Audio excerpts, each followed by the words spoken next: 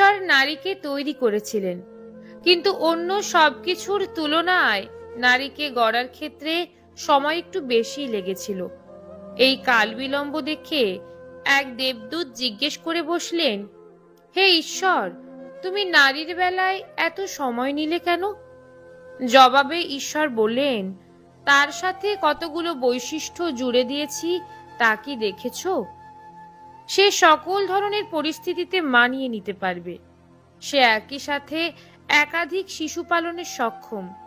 তার একটি প্রেমময় চুম্বনে যেমন ক্ষতবিক্ষত হৃদয়ে সেরে উঠবে, তেমনি ভাঙা হাঁটু বল ফিরে পাবে দৌড়ানোর জন্য। সে টানা 24 ঘন্টা সেবা দিতে সক্ষম। এত কিছু সে করবে, কিন্তু তার থাকবে মাত্র 2টি হাত।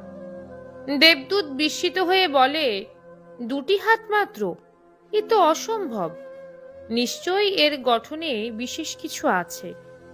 দেবদূত এবার নারী অবয়বের কাছে গেল, স্পর্শ করে দেখল। কিন্তু ঈশ্বর, তুমি তো একে নরম কোমল করে বানিয়েছ। হ্যাঁ, সে কোমল, কিন্তু আমি তাকে শক্তপোক্ত করেই গড়েছি। এমনকি তুমি ধারণাও করতে পারবে না তার সহ্য সীমা কতখানি। দেবদূতের আবার প্রশ্ন, সে কি চিন্তা করতে পারে? সে শুধু চিন্তা নয়, কারণ অনুসন্ধান এবং সমাধানও দিতে প্রস্তুত।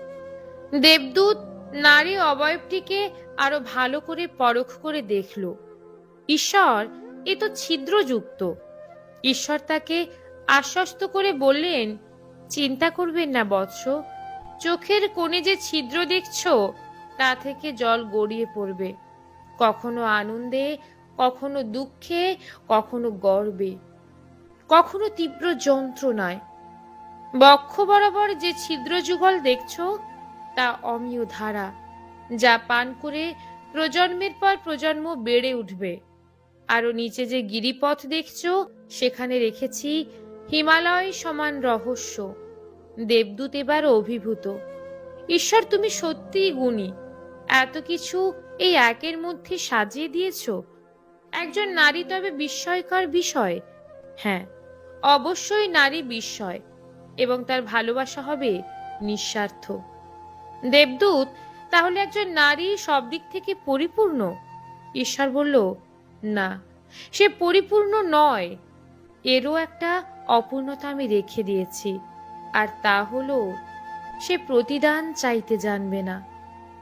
লেখা সংগৃহীত, পাঠে রুম্পা বিশ্বাস।